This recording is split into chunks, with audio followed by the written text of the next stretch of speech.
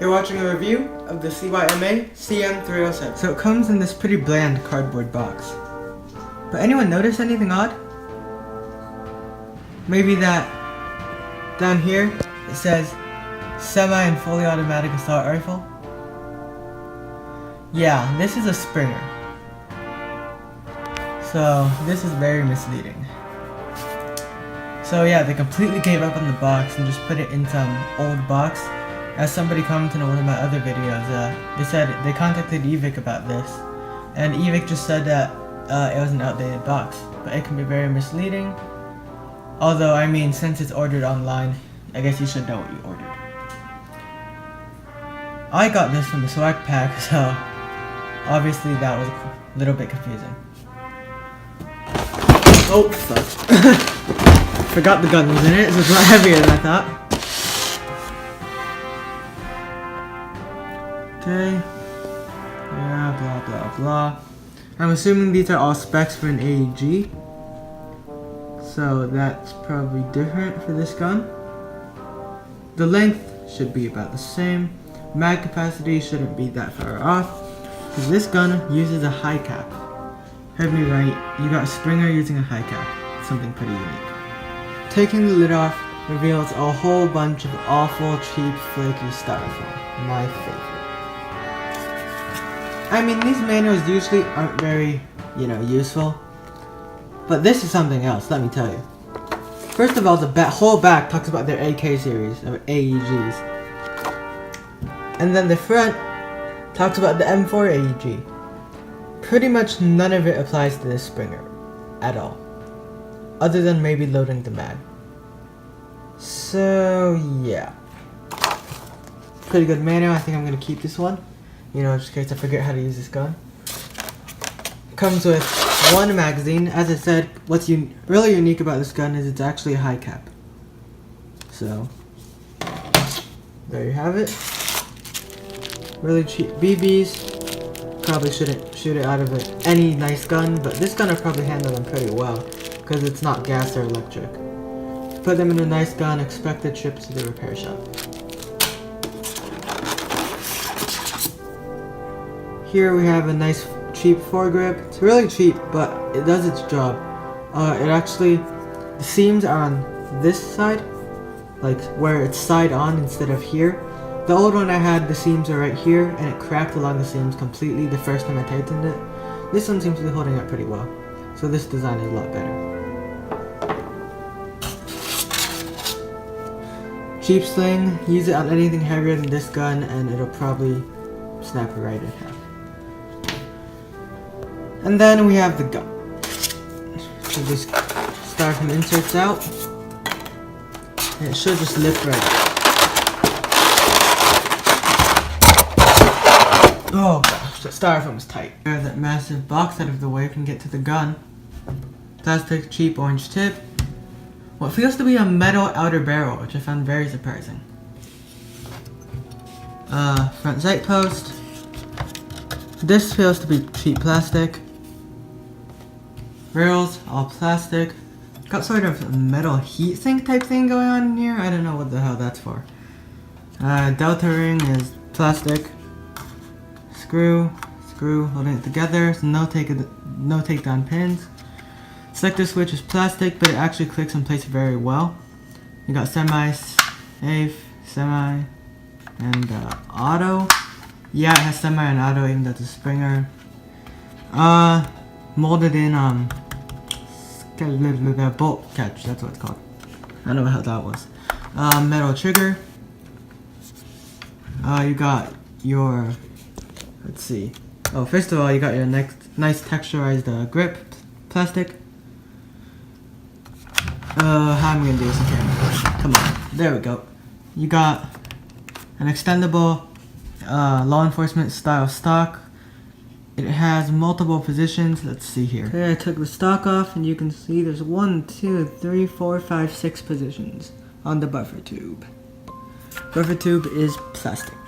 So is the stock. Sling mounts. One in the front, which is metal, and the one in the back is very, very cheap plastic. Then again, this gun is so light it doesn't need a sling, and the sling it comes with is garbage, so it should pair pretty well. You have a chrome simulated gas tube. I cannot actually tell if that's metal or plastic. It looks to be plastic, but it could be metal. I doubt it though. I can't reach in there and feel it. So you have your carrying handle, which is plastic. The thumb screws seem to be plastic. You have your sight, which is adjustable for windage and elevation. Everything here is plastic. Charging handle is metal. Of course, that's probably one of the things that's going to take the most wear, aside from the trigger mechanism, so that has to be metal. You have a fake forward assist. You have your shell deflectors. Here you have your dust cover, which has a metal pin. Here you have mag release, which is metal, surprisingly. I wonder if that might actually wear down the catch on the magazine, which we'll get to later. And here, as you can see, selector switch is non-ambidextrous. Moving on to more of the internal side of things, you can see after you pull back the charging handle, it does reveal your hop-up unit and mock bolt. However, psych, there is no mock bolt because they cheaped out on us. So there is no mock bolt. This looks really awful and ugly, which really is unfortunate if you're buying this as a prop for a movie, because this really gives it away. But you do have a plastic hop-up unit. Turn this wheel down. Oh, it's already on max. Turn this wheel back for less hop and down for more hop. Semi and auto positions on the selector do the exact same thing. Now to pull the trigger. When it's on safe, it does not have to be cocked to move the safe like a real AR, but the trigger will no longer move.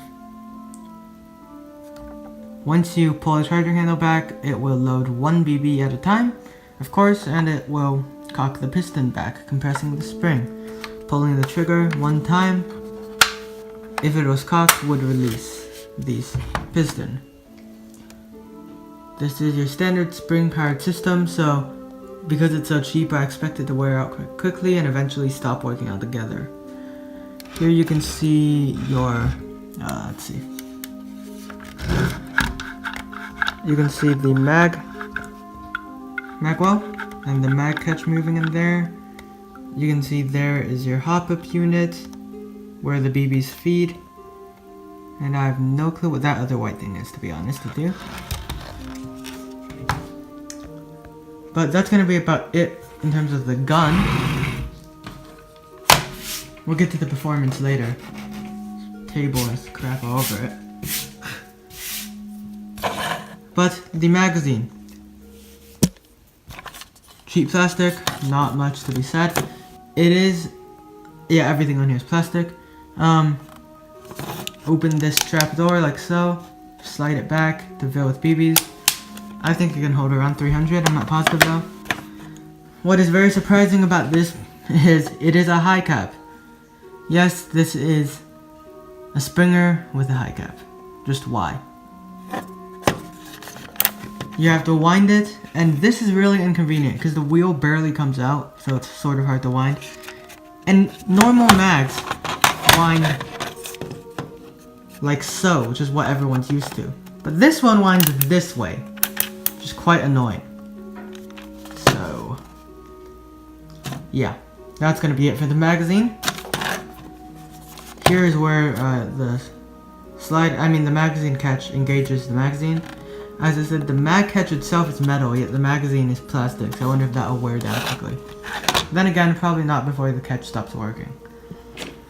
Comes with a foregrip, attaches just any standard rail, including the one on the gun, obviously. Ooh, I forgot to say. Oh, by the way, it's plastic. The carry handle does come off, revealing a plastic rail for your optics. And then, and Jeremy Rod, why am I even going over this? There's no point. So, that is going to be it for the gun. Now we're going to go to shooting and talk about some performance. Of course, if you're here for a performance test, then you're going to want to go to my range and accuracy test I've already posted. My particular one shoots a fair bit to the left, which I assume is from an imperfection in the hop-up unit. This gun shoots at about 240 FPS at 0.2 gram BBs. The hop-up unit certainly isn't all that effective, but I mean, it gets its job done for the most part. There's really not much to demonstrate, so I'll shoot one shot, since it's sort of hard to hold the camera and cock the gun because it is a Springer. Of course, being a Springer, that means that you must cock it after every shot, which is actually quite labor intensive, as the spring is quite strong in here. So thank you guys so much for watching. Hope you guys enjoyed this review. Hope it helped you. Be looking out for more Airsoft videos or all other videos. And if you want to buy this gun, link in the description below. Final conclusion, which I just completely forgot to do and remembered I need to do, is that this gun is quite good for a Springer. Generally, you're not going to find a better Springer for the price range.